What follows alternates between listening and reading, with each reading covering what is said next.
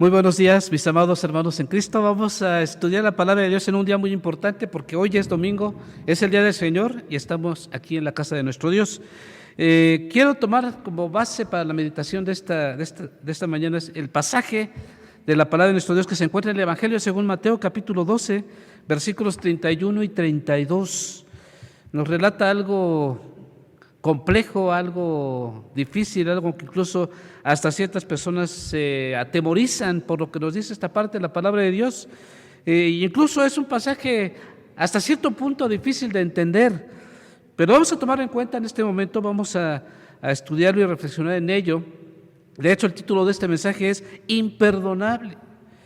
Y está basado en esta parte de la palabra de Dios, Mateo capítulo 12, versículos 31 y 32.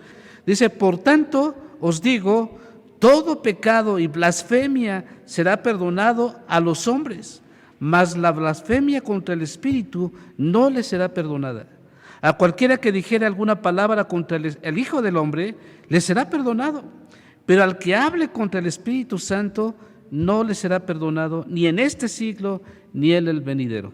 Vamos a orar. Padre Santo, gracias, Señor, te damos por este momento, Señor, en la que tenemos la oportunidad de escuchar tu bendita y santa palabra.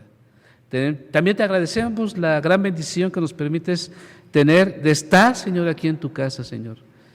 En esta tu bendita y santa casa que es tu templo, Señor.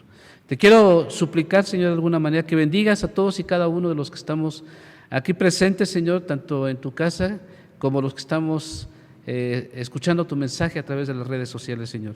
Te pedimos también una bendición para todos y cada uno de ellos, Señor, que también formamos parte de tu pueblo, Señor. Señor, te quiero pedir de una manera muy especial que seas tú el portador de tu palabra. Te lo agradecemos en el nombre de tu Hijo Jesucristo. Amén. Muy bien, decíamos de estos versículos, el versículo 31 y 32 de Mateo capítulo 12, nos narra algo, válgame el término, escalofriante, en el caso de no poder ser perdonados por un pecado específico, un pecado bien definido en estos versículos que acabamos de leer. Ha habido varios intentos por identificar este crimen, válgame el término, este crimen específico que es imperdonable. Se lo ha asignado en algunos casos a crímenes como tan horrendos como lo es el homicidio, el quitarle la vida a una persona, o en el caso del adulterio, que rompe relaciones en el sentido del matrimonio. Pero independientemente de todo, sin embargo, si bien estos dos crímenes son pecados horribles, y específicamente pecados horribles contra Dios, la Escritura deja muy claro que pueden ser perdonados si la persona que lo cometió se arrepiente. Por ejemplo, podemos encontrar el caso de David. David cometió ambos pecados, ambos horrendos pecados, ambos pecados tan graves, pero fue restaurado. Se arrepintió, pidió perdón, fue restaurado por la gracia y la misericordia de Dios. Por lo tanto, estos no se pueden considerar como los pecados imperdonables. ¿Cuál es entonces ese pecado tan grave? En la Biblia hay un pecado que se describe como imperdonable, el pecado imperdonable sobre el que advirtió Jesús, se identifica como la blasfemia contra el Espíritu Santo. Jesús declaró que este pecado no puede ser perdonado, ni en el tiempo presente, ni en el tiempo futuro, es decir, nunca. Un pecado que jamás será perdonado. Es consecuencia de lo que ha dicho antes de estos versículos que hemos tomado en cuenta. Para responder a la acusación, Jesús señala 4 datos importantes. Así que vamos a tomarlos en cuenta en este momento. El primero de ellos, vamos a ir al contexto, es decir, a los versículos que se mencionan antes de estos que acabamos de tomar en cuenta, hablando de este tema tan importante, tan desafiante y tan significativo. Vamos a la primera parte de este mensaje, considerando lo que hemos visto en base a este mensaje podemos tomar en cuenta que específicamente en este mismo capítulo de Mateo capítulo 12, solamente que voy a pedirles que vayamos a los versículos 25 y 26. Jesús señala estos 4 datos interesantes a resaltar en base a un, válgame el término, ataque, un desafío hacia la misma persona de Jesucristo. Y vemos cómo el ataque que ponen delante de Jesús, el primero de los puntos que podemos manejar aquí es que estos 4 datos interesantes que trajeron en contra de la persona de Jesucristo, como diciéndoles que venía de parte de Satanás. El primer punto que quiero resaltar es que fue algo absurdo. Mateo capítulo 12, versículos 25 y 26 nos relatan esta primera parte. Dice, sabiendo Jesús los pensamientos de ellos, les dijo: todo reino dividido contra sí mismo es asolado, y toda ciudad o casa dividida contra sí misma no permanecerá. Y si Satanás echa fuera a Satanás, contra sí mismo está dividido. ¿Cómo pues permanecerá su reino? Decían que estaba sacando demonios por medio de Satanás. Esto es algo absurdo. Este primer punto resalta que es algo absurdo. Conocía sus pensamientos. Aquí relata la palabra de Dios en la primera parte del versículo 25. Dice, sabiendo Jesús los pensamientos de ellos, percibiendo lo que ellos pensaban, percibiendo lo que ellos estaban diciendo, recalca claramente, conocía sus pensamientos. Apela al sentido común de la gente. La respuesta del Señor es la lógica, no lo absurdo de las personas que lo estaban atacando. Un reino que se divide, se destruye.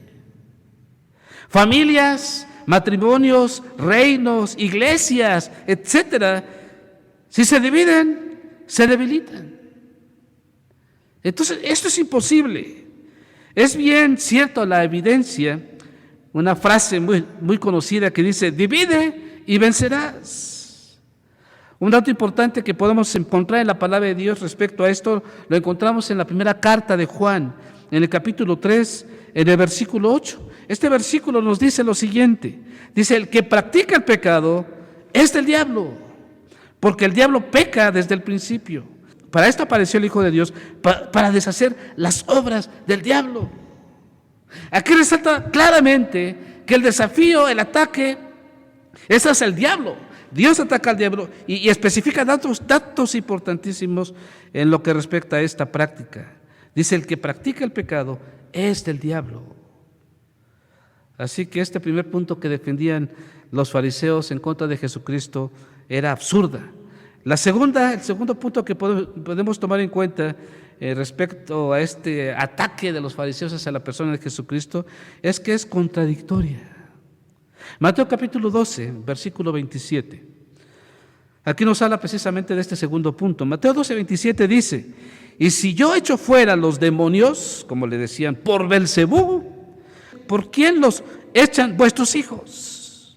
Por tanto, ellos serán vuestros jueces. Tremendas palabras de Jesús. Es muy directo, es muy claro cuando se dirige Jesús a estos fariseos que lo atacan de una manera, como ya dijimos en primer lugar, absurda y en este caso contradictoria. Algunos judíos, para que entendamos un poco mejor lo que nos trata de decir este versículo, algunos judíos practicaban el exorcismo y usaban el nombre del Señor, aunque no le seguían.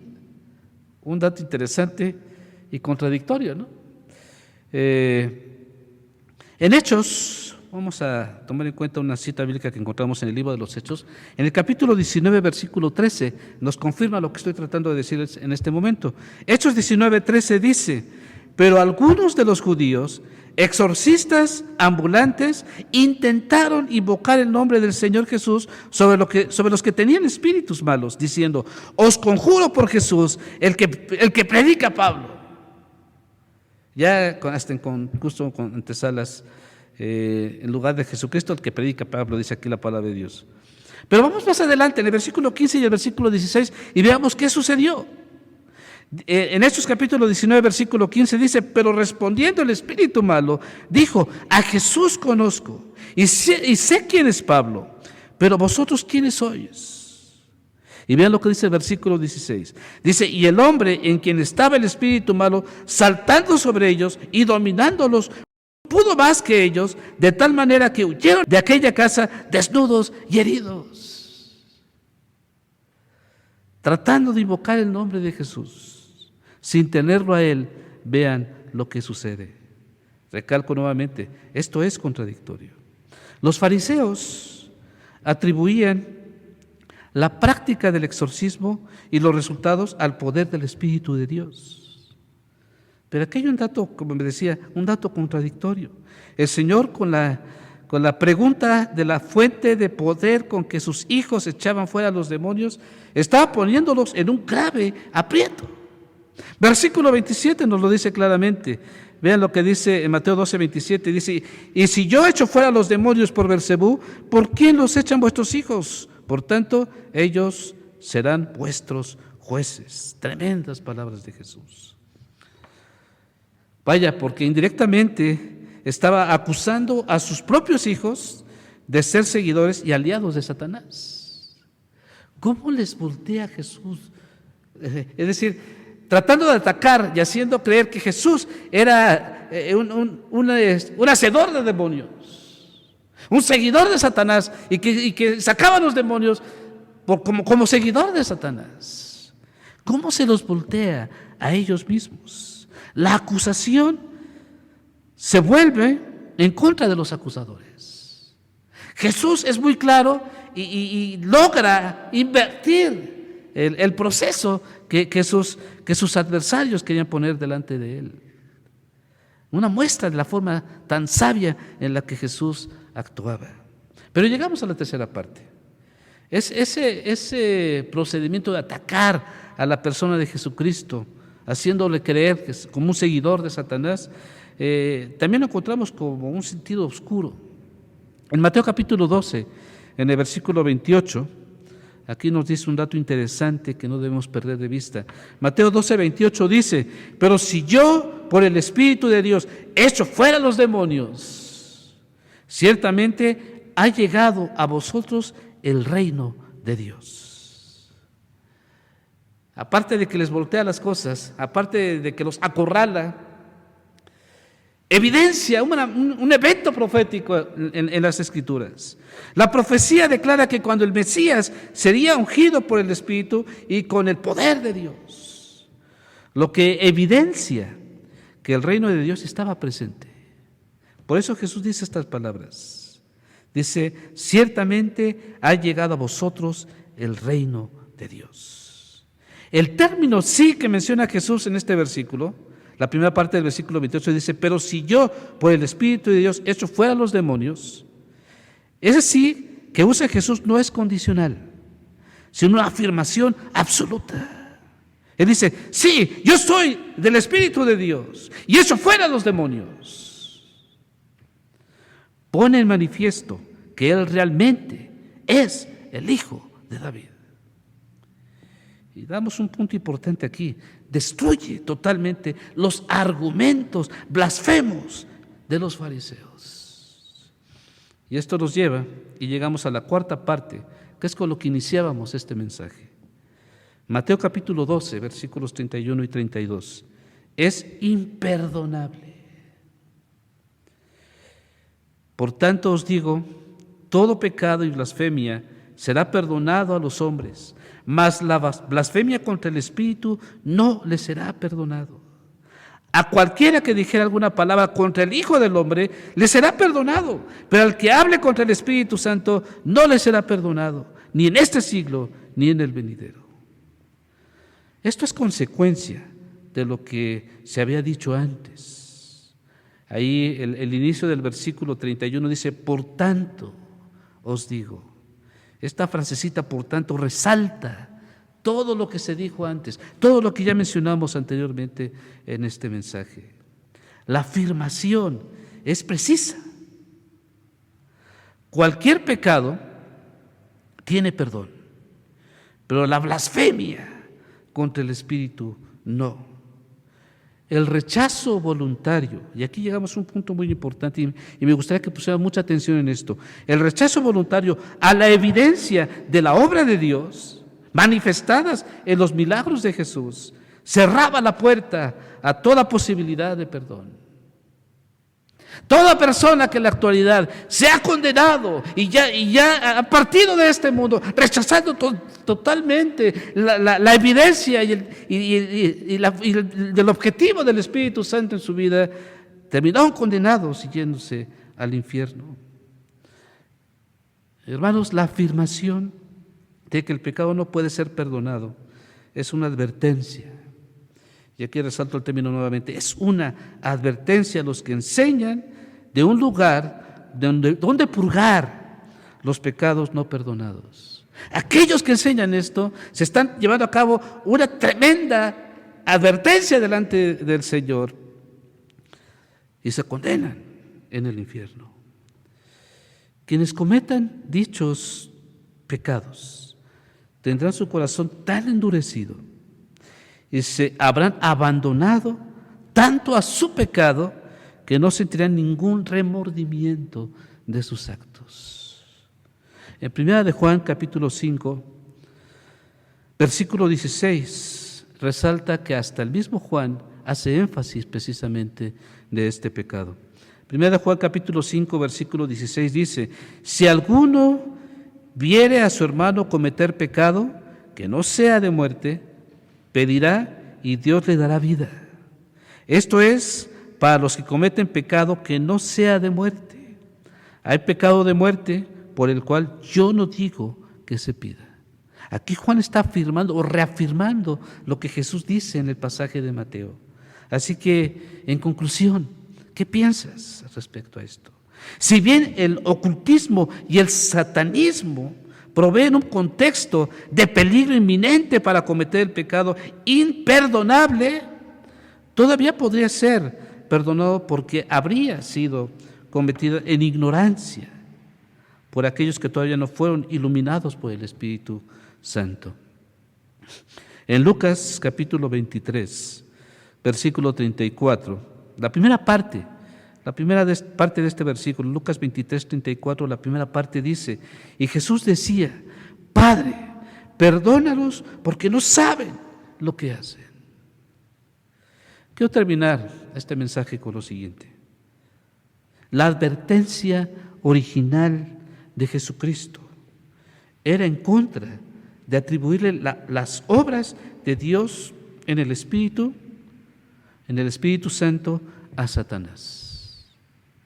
Cuidado con este pecado, porque nos deja cegados, con un corazón endurecido y no prestos y dispuestos a buscar a Jesucristo a través del Espíritu Santo.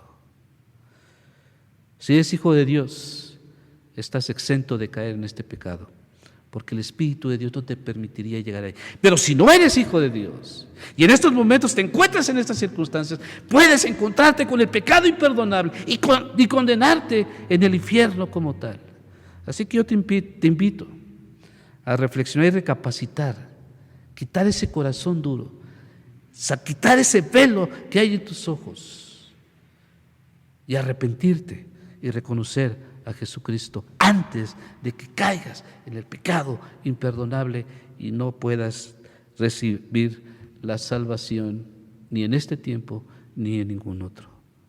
Les invito a reflexionar y a tomar acciones importantes y que el Señor nos siga bendiciendo.